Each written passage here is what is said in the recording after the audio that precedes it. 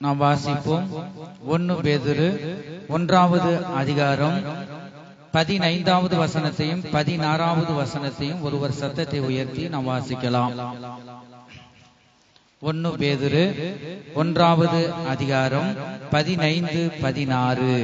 உங்களை அழைத்தவர் பரிசுத்தராய் இருக்கிறது போல நீங்களும் உங்கள் நடக்கைகள் எல்லாவற்றிலேயும் பரிசுத்தராயிருங்கள். நான் பரிசுத்தர், ஆகையால் நீங்களும் பரிசுத்தராயிருங்கள் என்று எழுதி இருக்கிறதே. இப்பொழுது வாசிக்க கேட்ட இந்த வசனத்தின் மூலமாக கர்த்தர் இந்த கால வேளையில கர்த்தர் நம்மோடு பேசும்படியாக நாம் ஜெபிப்போம். எங்கள் அன்பின் இயேசுவே, நாங்கள் உம்மை துதிக்கிறோம், ஸ்தோத்திரிக்கிறோம். இப்பொழுது நாங்கள் வாசிக்க கேட்ட உம்முடைய வசனத்தின் மூலமாக, உம்முடைய ஜீவனுள்ள வார்த்தையின் மூலமாக அடியனை மறைத்து நீங்க வெளிப்பட முடியாக நாங்கள் ஜெபிக்கிறோம். தொடர்ந்து நீங்க பேசுங்க, நாங்கள் கேட்கிறோம். இயேசு கிறிஸ்துவின் நாமத்தில் வேண்டிக் கொள்கிறோம் நல்ல பிதாவே, ஆமென். ஹல்லேலூயா, ஹல்லேலூயா, ஹல்லேலூயா. கர்த்தருடைய பரிசுத்த நாமத்திற்கு மகிமை உண்டாகட்டும். இப்பொழுது வாசிக்க கேட்ட இந்த வசனத்துல, உங்களை அழைத்தவர் பரிசுத்தராய் இருக்கிறது போல நீங்களும் உங்கள் நடக்கைகள் எல்லாவற்றிலும் பரிசுத்தராய் இருங்கள்.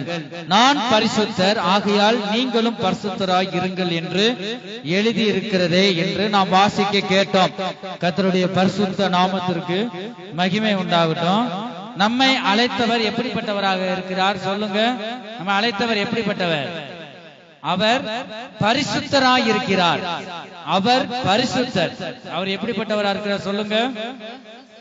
நம்மை அழைத்தவர் பரிசுத்தர். நம்மை அழைத்தவர் பரிசுத்தராய் இருக்கிறார். ஆகவே நாம் நம்முடைய நடக்கைகள் எல்லாவற்றிலும் பரிசுத்தமாய் காணப்பட வேண்டும். நம்முடைய ஆவி, ஆத்மா, சரீரம், இந்த முழு சரீரமும் பரிசுத்தமாக காணப்பட வேண்டும். உன்னுடைய ஒவ்வொரு உறுப்புகளும் பரிசுத்த ஆவியானவரால் பரிசுத்தமாக்கப்பட வேண்டியது மிகவும் அவசியம். கர்த்தருடைய பரிசுத்த நாமத்திற்கு மகிமை உண்டாகட்டும். பாருங்க, பரிசுத்தமே நாம் தேவ சித்தமாக இருக்கிறது. பரிசுத்தமே தேவனின் அழைப்பா இருக்கிறது. பரிசுத்தமே தேவனை தரிசிக்க வைக்கும். பரிசுத்தமே பயனுள்ள ஒரு பாத்திரமாக மாற்றும்.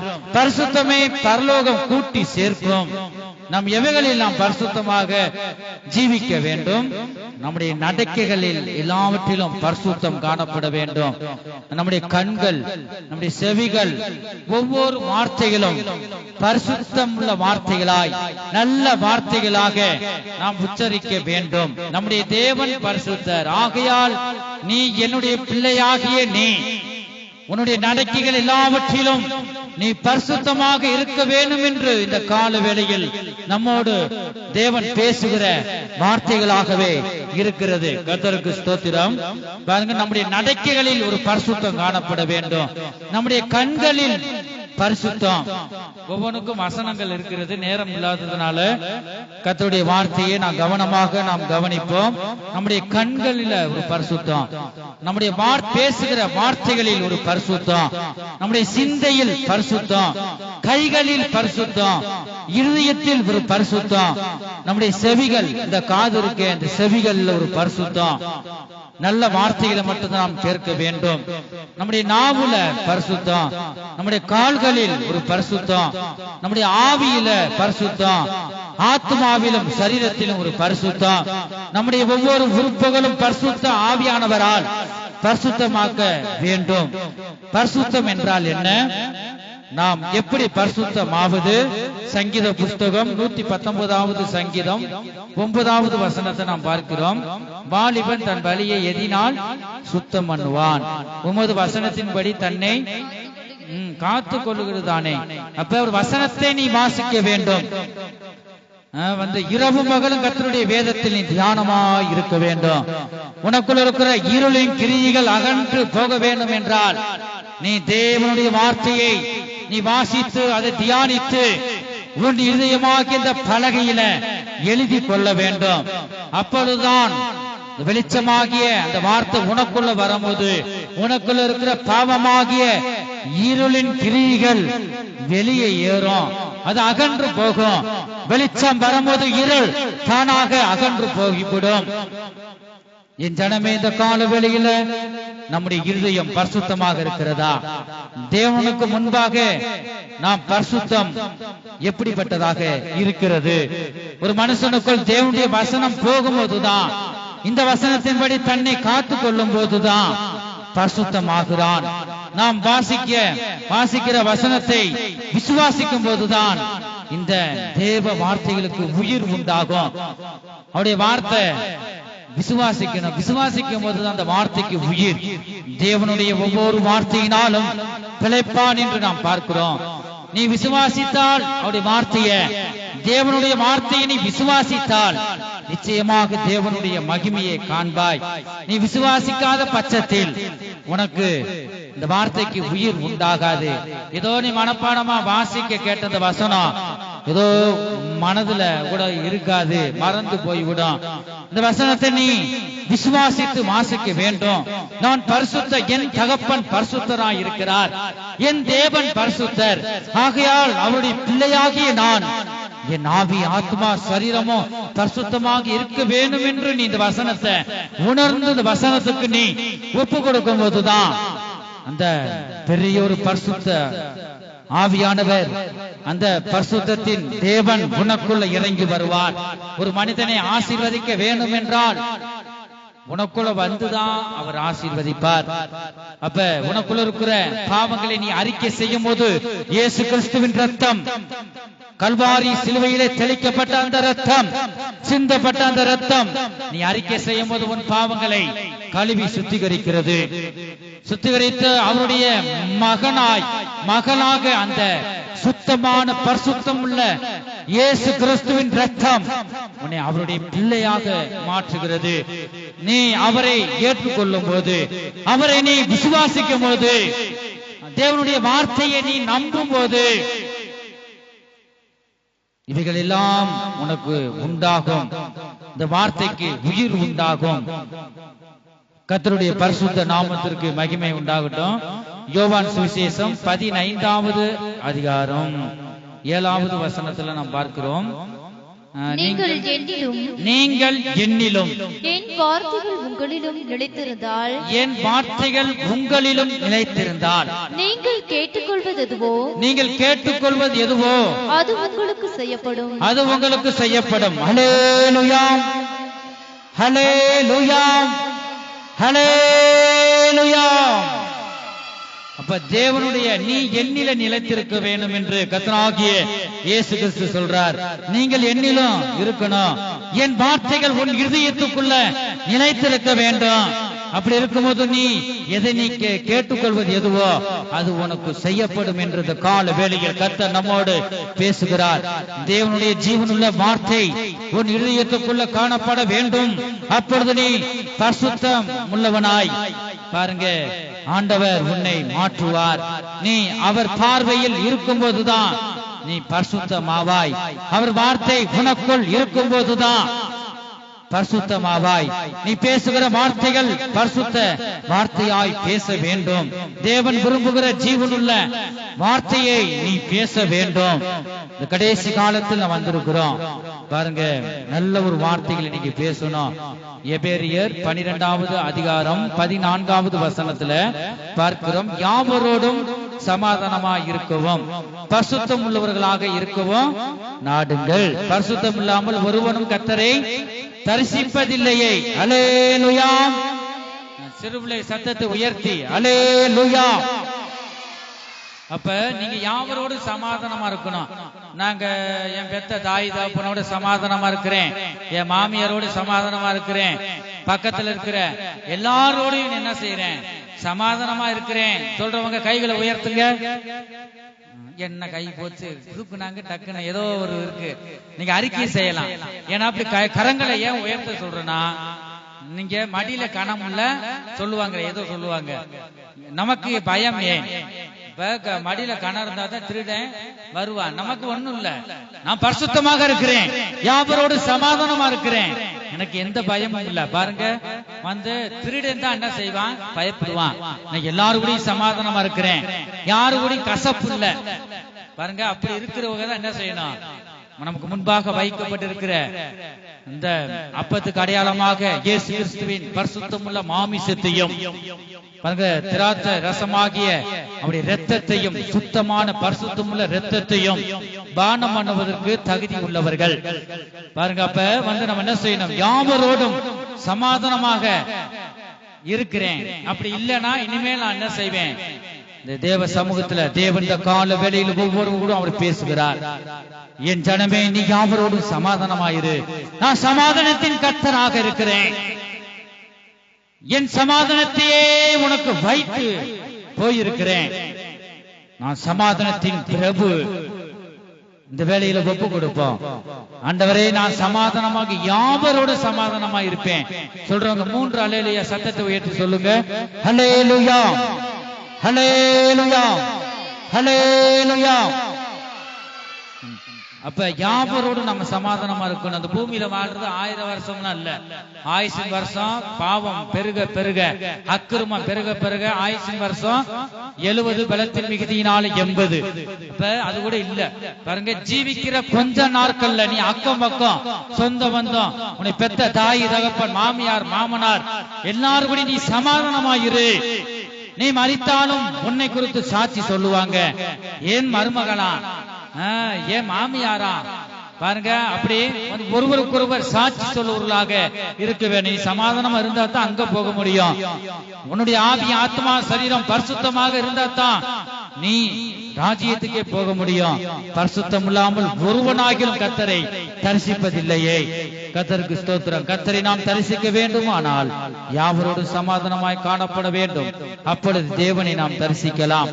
உனக்குள் தேவ சமாதானமும் பரிசுத்தமும் ஆளுகை செய்ய வேண்டும். ஆனால் நம்முடைய கர்த்தர் சமாதானத்தின் கர்த்தராக இருக்கிறார்.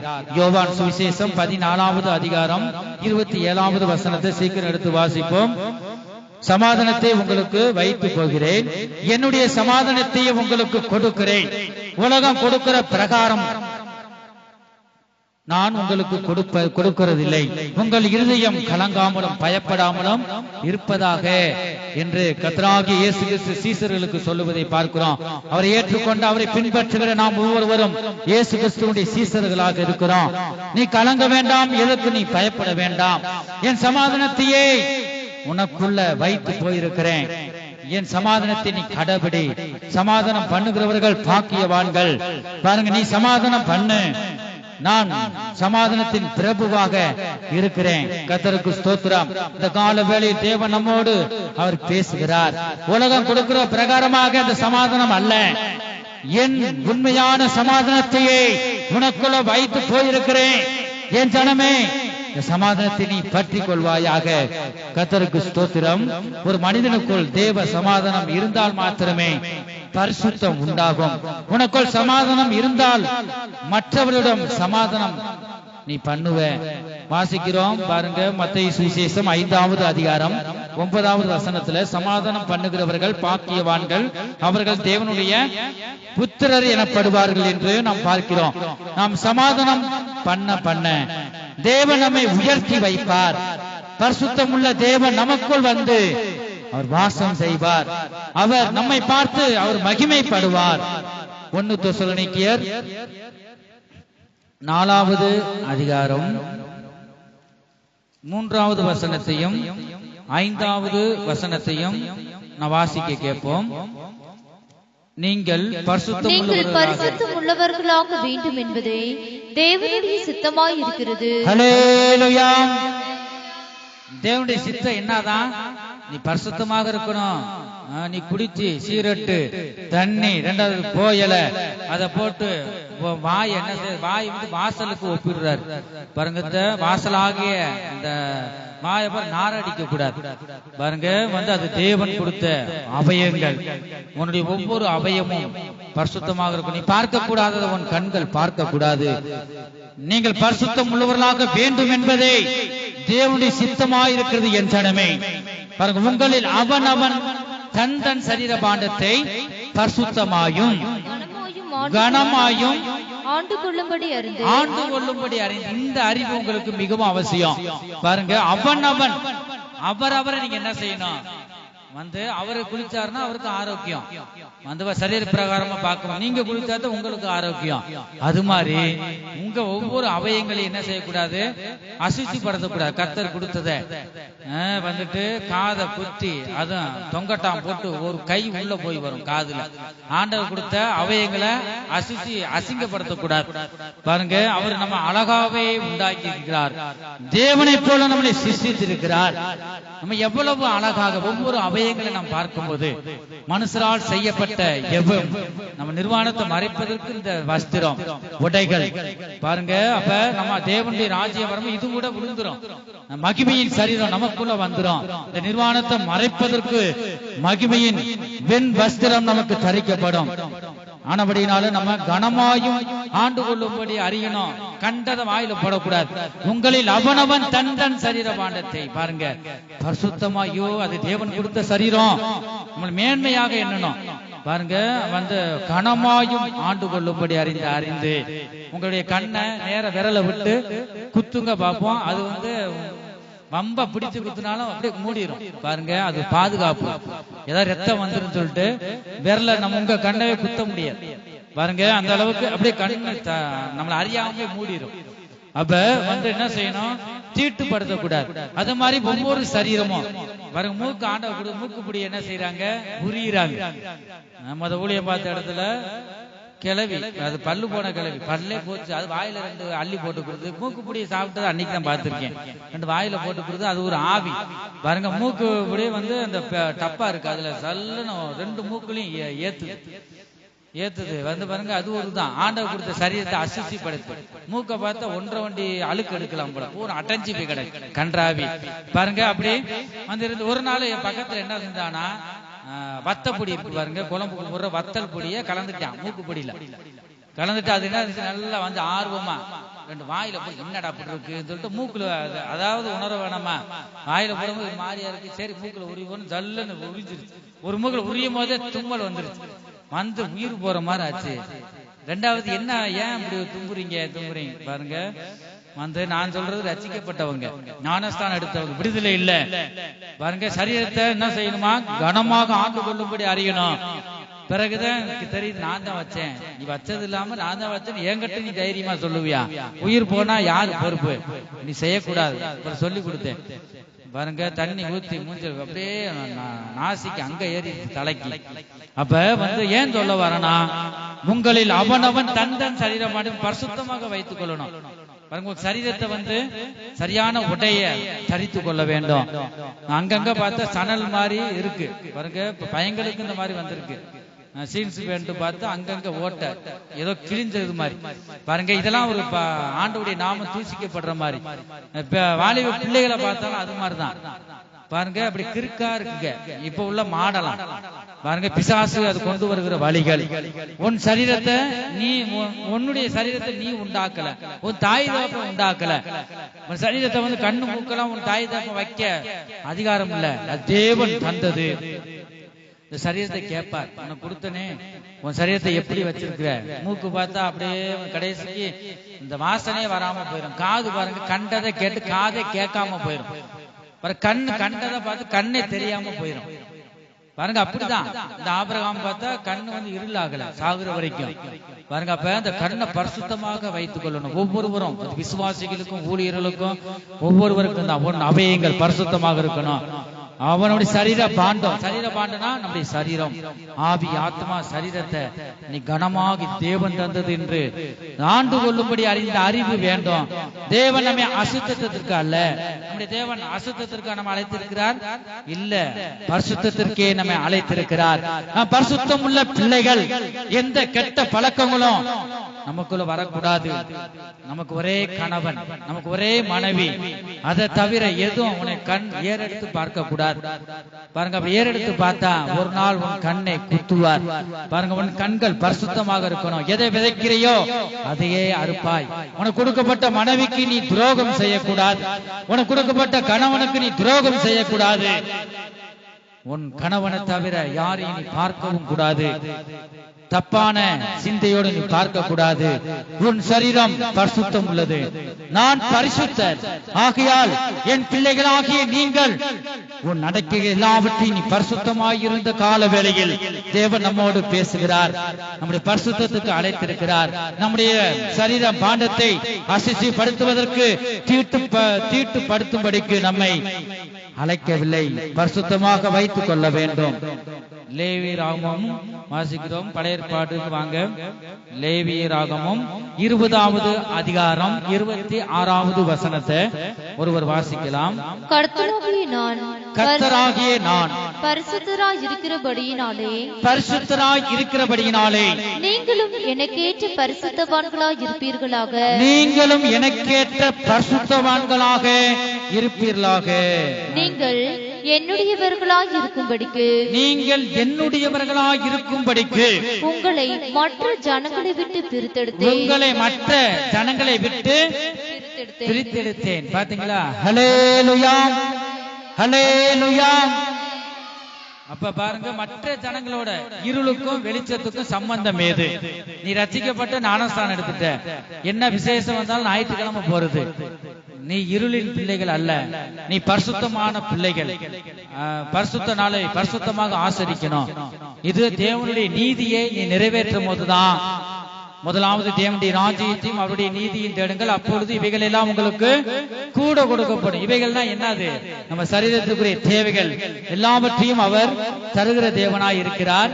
உங்களை இருளை விட்டு வெளிச்சத்தின் பிள்ளைகளாய் பரிசுத்தமுள்ள பிள்ளைகளாக நான் வேர் பிரித்து இருக்கிறேன். நீ என்னுடையவன், நீ என்னுடையவள்.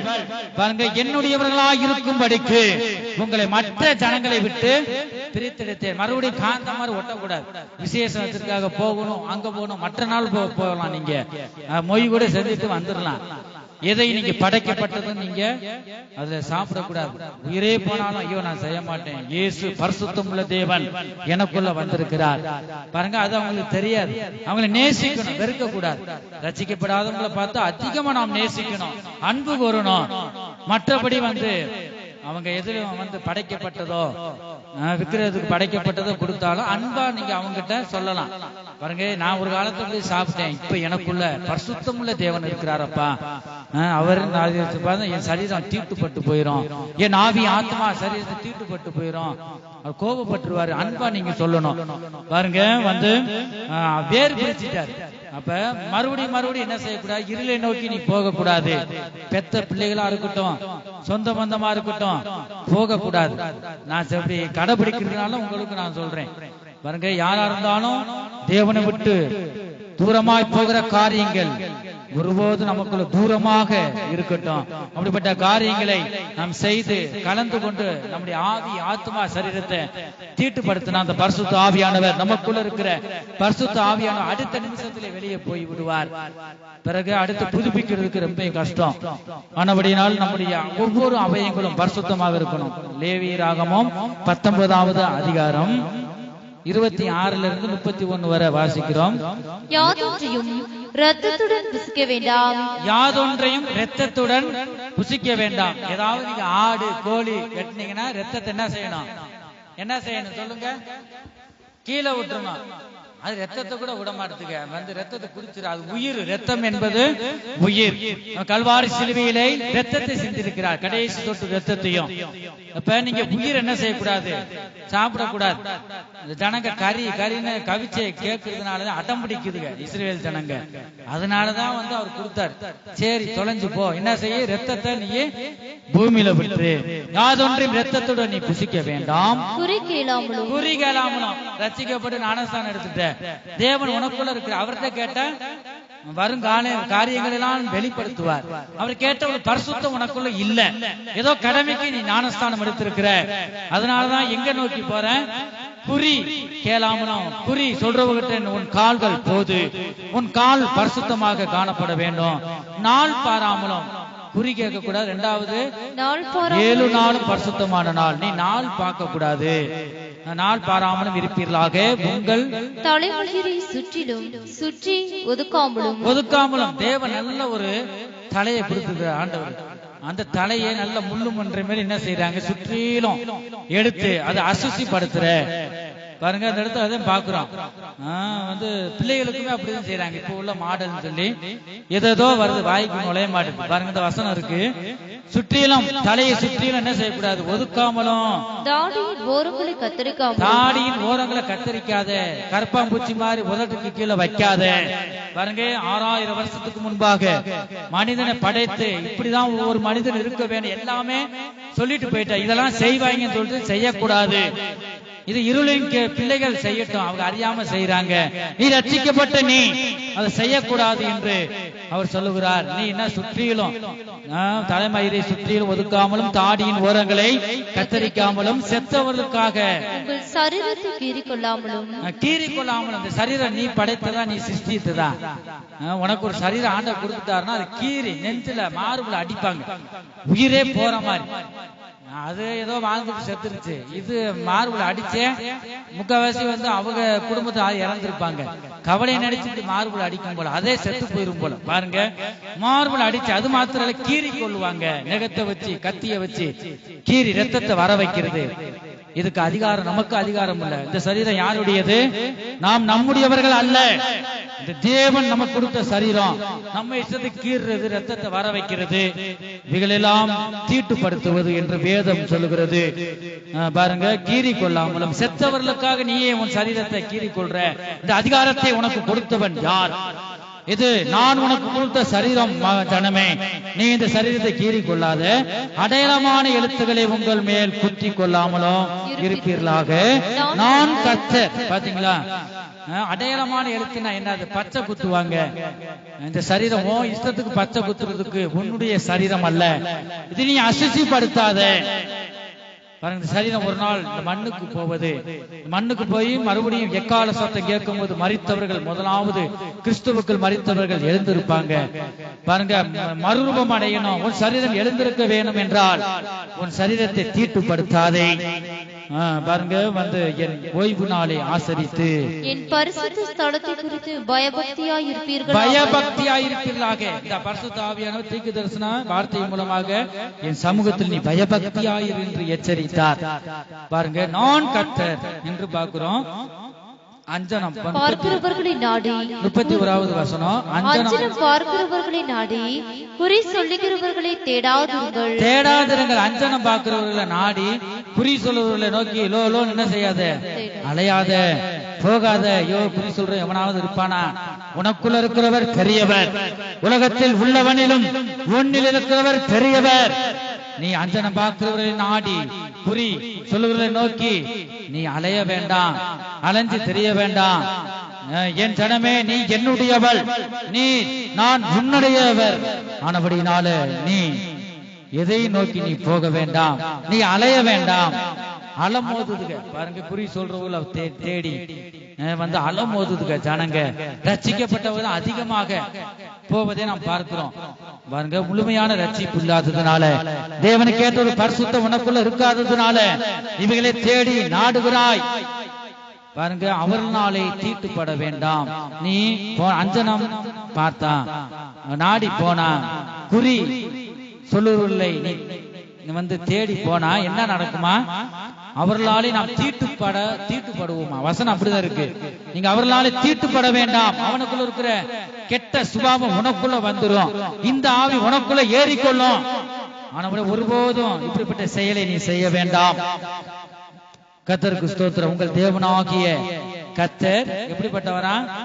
பரிசுத்தர். தேவனுக்கு ஏற்ற ஒரு பரிசுத்தம் நமக்குள் இருந்தால் மாத்திரமே பரலோகம் போக முடியும். சங்கீத புஸ்தகம் 15வது சங்கீதம் 1-5 வரை நான் வாசிப்போம். கர்த்தாவே, யார் உம்முடைய கூடாரத்தில் தங்குவான்? கர்த்தாவே, யார் உம்முடைய கூடாரத்தில் தங்குவான்? யார் உம்முடைய பரிசுத்த பர்வதத்தில் வாசம் பண்ணுவான்? இந்த கவனிங்க, எல்லாரும் கவனிங்க, எல்லாரும் வார்த்தையை கவனிக்கணும்.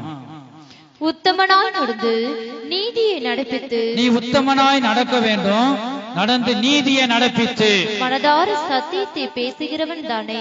மனதார நீ சத்தியத்தை, உனக்கு தெரிந்த எந்த அளவுக்கு உனக்கு சத்தியம் தெரியுதோ அந்த சத்தியத்தை, மனதார சத்தியத்தை பேசுகிறவன் தானே. அவன் தன் நாவினால் புறங்கூறாமல் அவன் தான் எங்க போக முடியும்? பரலோகத்துக்கு போக முடியும். அவருடைய கூடாரங்களில் அப்படிப்பட்டவன் தான் தங்குவான், வாசம் பண்ணுவான்.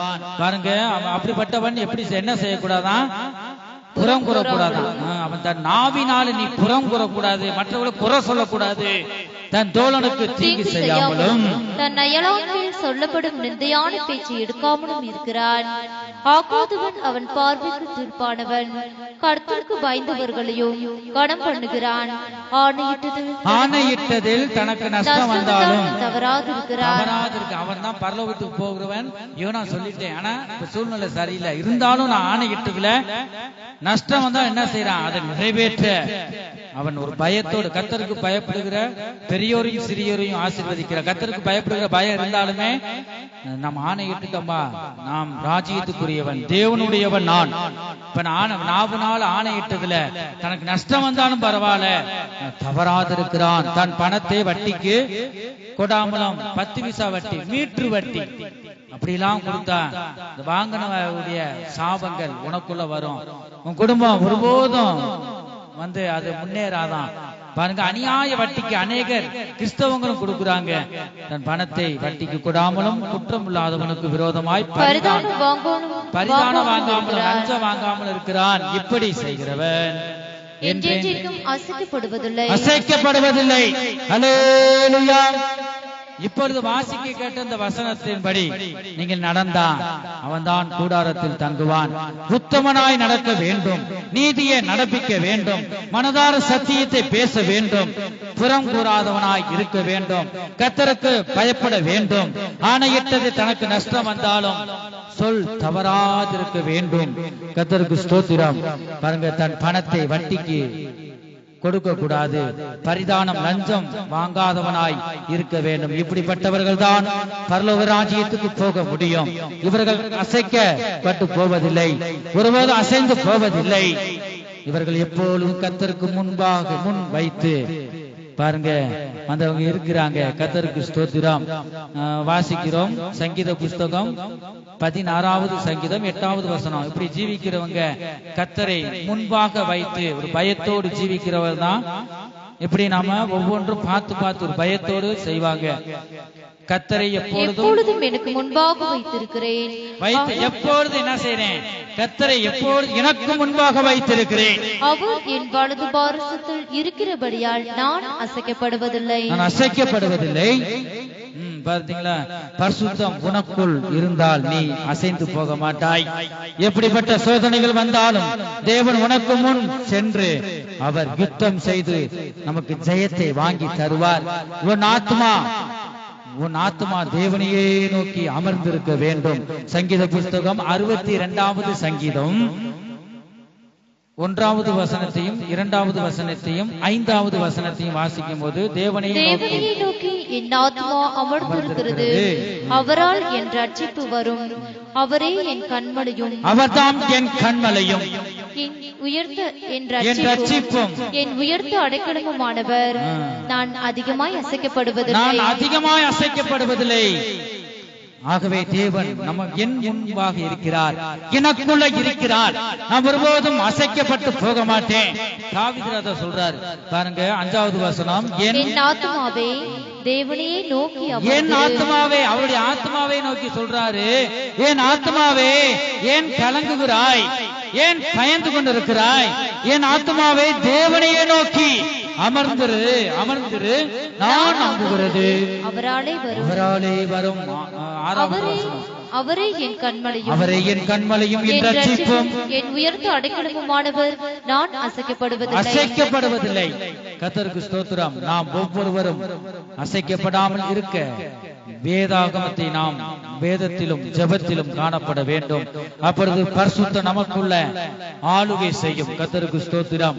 நாம் ஒருபோதும் அசைக்கப்படாத வாழ்க்கை செய்ய வேண்டுமானால் நாம் எப்பொழுதும் கர்த்தரை ஸ்தோத்தரிக்க வேண்டும். சங்கீத புஸ்தகம் 34வது சங்கீதம் 1வது வசனத்துல பார்க்கிறோம், கர்த்தரை நான் எக்காலத்திலும் ஸ்தோத்தரிப்பேன், அவர் துதி எப்போதும் என் வாயில் இருக்கும் என்று தாவீது சொல்லுவதை நாம் பார்க்கிறோம். எப்பொழுதும் ஆண்டவரே என் வாயில துதிதான் இருக்கும். எத்தனை பேருடைய வாயில துதி இருந்துச்சு? வேதத்தை வாசித்தவங்க கையில உயர்த்துங்க. நான் வேதத்திலும் ஜெபத்திலும் நான் இருந்தேன் இந்த வாரம் முழுவதும். உண்மையாக நீ கைகளை உயர்த்துகிறவர்களுக்கு ஆண்டவர் உதவி செய்வார். பாருங்க, அப்ப வேத வாசிப்பு நமக்குள்ள இல்லைன்னா தேவன் நம்மளை விடுவிக்க மாட்டார். தேவனுடைய வார்த்தை நமக்குள்ள இருந்தா பிசாசு நடுங்குவான். எவன் ஒருவன் ஜெபிக்கிறானோ, தேவனுடைய வார்த்தையை வாசிக்கிறானோ, இந்த இரண்டுக்கும், வேத வாசிப்பும் ஜெபம், இந்த ரெண்டுக்கு தான் பிசாசு பயப்படும். உபவாசத்திலும் ஜாதி பிசாசு எதுல போகுமா? ஜெபத்தினாலும் உபவாசத்திலும் அன்றி இந்த ஜாதி பிசாசு புறப்பட்டு போகாது, ஸ்ட்ராங்கா உட்கார்ந்துக்கிறோம். பாருங்க, நம்முடைய வாழ்க்கையில உபவாசமும் ஜெபம் இந்த நாட்கள்ல மிகவும் மிகவும் அவசியம். வேத வாசிப்பு நமக்கு மிகவும் அவசியம். சங்கீத புஸ்தகம் 146வது சங்கீதம் 2வது வசனம், நான் உயிரோடு இருக்கும் மட்டும் கர்த்தரை துதிப்பேன் என்று பாருங்க தாவீது ராஜா சொல்றார். நாம் அநேக நேரங்களிலும் கூட சோதனைகள் வரும்போது, கஷ்டங்கள் வரும்போது, போராட்டங்கள் வரும்போது, பலவித நிந்தைகள் வரும்போது, பலவித அவமானங்கள் வரும்போது, ஆபத்துகள் வரும்போது, பலவிதமான துன்பங்கள் வரும்போது, உயிர் சேதம் வரும்போது, அக்கினி சோதனை யூடாய் நாம் கடந்து போகும்போது, எத்தனையோ நேரங்களில் நாம் அசைந்து போய்விடுகிறோம், நாம் சோர்ந்து போய்விடுகிறோம். நாம் அசைக்கப்படாத வாழ்க்கை நாம் வாழ வேண்டுமானால் நாம் எப்பொழுதும் எந்த நேரங்களிலும் தேவனை துதித்துக் கொண்டிருக்க வேண்டும். நீ ஜெபம் பண்ண வேண்டும், நீ வேதத்தை வாசிக்க வேண்டும். அவர் நல்லவராக இருக்கிறார். சங்கீத புஸ்தகம் 16வது சங்கீதம் 8வது வசனத்தை பார்க்கிறோம். கர்த்தரை எப்பொழுது எனக்கு முன்பாக வைத்திருக்கிறேன், அவர் என் வலது பார்சத்தில் இருக்கிறபடியினால் நான் அசைக்கப்பட்டு போவதில்லை என்று தாவீது ராஜா சொல்றாரு. பாருங்க, கர்த்தருக்கு ஸ்தோத்திரம். கர்த்தரை நாம் துதிக்க வேண்டும், வேதத்தை நேசிக்க வேண்டும், வேதத்தை வாசிக்க வேண்டும். பாருங்க, வாசித்த பின்பு அதை நாம் கடைபிடிக்க வேண்டும். அப்பொழுது தேவனுடைய பரிசுத்தம் உனக்குள்ள நமக்குள்ள ஆளுகை செய்யும். கர்த்தருக்கு ஸ்தோத்திரம். கர்த்தரை என் முன் வைத்திருப்பதினால் அசைக்கப்படுவதில்லை, நான் அசைக்கப்படுவதில்லை. கர்த்தரை என் முன் வைத்திருப்பதினால் அசைக்கப்படுவதில்லை, நான் அசைக்கப்படுவதில்லை. கர்த்தரை நான் நம்புகிறேன், உத்தமன் பாக்கியவான். கர்த்தரை நம்புகிறேன், உத்தமன் பாக்கியவான். அவன் என்றென்றும் அசையாமல் நிலைத்திருக்கும் சீயோன் பர்வதம் போல் இருப்பான். அவன் என்றென்றும் அசையாமல் நிலைத்திருக்கும் சீயோன் பர்வதம் போல் இருப்பான். ஹல்லேலூயா. நம்முடைய கர்த்தரை, உன்னை ரட்சித்த அந்த தேவனை நமக்கு முன்பாக நீ வைத்திருந்தால் நீ ஒருபோதும் அசைக்கப்பட்டு போக மாட்டே. தேவன் உத்தமர்களுக்கு துணையாக இருக்கிறார். அவர்கள் தான் பாக்கியவான்கள், சீயோன் பர்வதத்தை போல இருப்பார்கள். என் ஜனமே, இந்த காலவேளையில் உன்னுடைய ஆவி, ஆத்மா, சரீரமோ பரிசுத்தமாக இருக்கிறதா? தேவனுக்கு ஏற்ற ஒரு பரிசுத்தம் நமக்கு வேண்டும். நாம் வாசிக்கிறோம் 2 கொரிந்தியர் 6வது அதிகாரம் 14 18 வரை நாம் வாசிக்கிறோம். 2 கொரிந்தியர் 6வது அதிகாரம் 14 18 வரை. சீக்கிரம் எடுத்து வாசிப்போம். தேவனுடைய ஆலயத்துக்கும் அந்நிய நுகத்திலே அவிசுவாசிகளுடன் பிணைக்கப்படாதிருப்பீர்களாக. பிணைக்கப்படாதீங்க. இருளுக்கும் வெளிச்சமும் என்னது சம்பந்தம் ஏது? நீதிக்கும் நீங்க என்ன செய்யக்கூடாதான்? அவிசுவாசிகளுடன் நீ பிணைக்கப்படாத. நீதிக்கும் அநீதிக்கும் சம்பந்தம் ஏது? ஒளிக்கும் இருளுக்கும் ஐக்கியம் ஏது? ஐக்கியம் ஏது? ஒளிக்கும் இருளுக்கும் ஐக்கியமே கிடையாது. பாருங்க, வந்து வெளிச்சம் வரும்போது தானா என்ன செய்யுது? இருள் தானாவே போயிடும். நீ வெளிச்சத்தின் பிள்ளை, நீ ஒளியின் பிள்ளை. இருளை நோக்கி நீ போக கூடாது. இருளின் கிரியைகள் உனக்குள்ள இருக்க கூடாது. பாருங்க, ஒளிக்கும் இருளுக்கும் ஐக்கியம் ஏது? கிறிஸ்துவுக்கும் பேலியாளுக்கும் இசைவேது? அவிசுவாசியுடனே விசுவாசிக்கு பங்கேது? தேவனுடைய ஆலயத்துக்கும் விக்கிரகங்களுக்கும் சம்பந்தம் ஏது? சம்பந்தம் ஏது? பாருங்க, வந்து அங்கேயும் போறது, பரிசுத்தமான ஆலயத்துக்கும் போவது. நீ 2 எஜமானுக்கு நீ ஊழியம் செய்கிற. ஒருவனாகிலும் 2 எஜமானுக்கு ஊழியம் செய்ய இயலாது. ஒன்னு உலகத்தை வெறுத்து உலகத்தில் உள்ள உலக பொருளை வெறுத்து தேவனை பற்றி கொள்வான். பாருங்க, 2 பக்கம் போவது விக்கிரகத்துக்கும் சம்பந்தம் ஏது, தேவனுடைய ஆலயத்துக்கும் விக்கிரகத்துக்கும் சம்பந்தம் ஏது. நான் அவர்களுக்குள்ளே வாசம் பண்ணி அவர்களுக்குள்ளே உலாவி, உங்களுக்குள்ளே அவர் வாசம் செய்கிறார், உங்களுக்குள்ளே உலாவி அவர்கள் தேவனாய் இருப்பேன், அவர்கள் தேவனாய் இருப்பேன், அவர்கள் என் ஜனங்களாய் இருப்பார்கள் என்று, அவர்கள் என் ஜனமாய் இருப்பார்கள் என்று தேவன் சொன்னபடி நீங்கள் ஜீவனுள்ள தேவனுடைய ஆலயமாய் இருக்கிறீர்களே. எப்படிப்பட்டது ஜீவனுள்ள? நீங்க ஜெபிக்கும் போது சத்தத்தை உயர்த்தணும். நீ ஜெபிக்கிற ஜெபம் உயிர் உண்டாகணும். நீ மற்றவர்களுக்கு ஜெபிக்கிற ஜெபம் உடனே கர்த்தருடைய வல்லம் இருக்கணும். உன்னுடைய ஜெபத்துல உன்னுடைய வார்த்தையில உயிர் எடுக்கணும். அப்படிப்பட்ட ஜெபத்தை ஆண்டவர் கேட்பார். பாருங்க, தேவன் சொன்னபடி நீங்கள் ஜீவனுள்ள தேவனுடைய ஆலயம். நீங்க தான் ஆலயம், நீங்களே அந்த ஆலயம் என்று நாம் பார்க்கிறோம். பாருங்க, நீங்க ஜீவனுள்ள தேவனுடைய ஆலயமா இருக்கிறீர்கள் என்று ஆனபடியினால் நீங்கள் அவர்கள் நடுவிலிருந்து புறப்பட்டு பிரிந்து, அவர்கள் நடுவிலிருந்து நீ என்னைக்கு முழுக்க ஞானஸ்நானம் எடுத்தியோ, நீ இருளை விட்டு நீ வெளிச்சத்தை அண்டைக்கு வரணும். அவர்களை விட்டு நடுவிலிருந்து புறப்பட்டு பிரிந்து போய் நீ பிரிஞ்சிடணும். தனியா பிரிஞ்சிடணும். அவங்களை நேசிக்கணும்.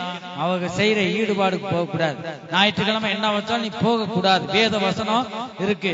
நீ அதுபடி நீ ஜீவித்தா தான் என்ன செய்ய முடியும்? உனக்கு ஆசீர்வாதம் கிடைக்கும். கர்த்தருக்கு தான் முக்கியத்துவம் நீ தர வேண்டும். மற்ற எல்லாமே 2வது தான் முக்கியத்துவம் ஆண்டவர் தரணும். ஞாயிற்றுக்கிழமை நீ பரிசுத்தமாக ஆசரிக்கணும். அவர் நடுவிலிருந்து புறப்பட்டு பிரிந்து போய் அசுத்தமானதை தொடாதிருங்கள், அசுத்தமானதை நீ தொடக்கூடாது என்று கர்த்தர் சொல்லுவதை நாம் பார்க்கிறோம். கர்த்தருக்கு ஸ்தோத்திரம். இந்த வேளையில எல்லாரும் நாம் எழுந்து நிற்போமாக. இந்த வேளையில நாம் எல்லாரும் எழுந்து நிற்போம். நம்முடைய தேவன் உயிர்ப்பிக்கிற தேவனாக இருக்கிறார். இந்த சர்வ வல்லமையில தேவனாக இருக்கிறார்.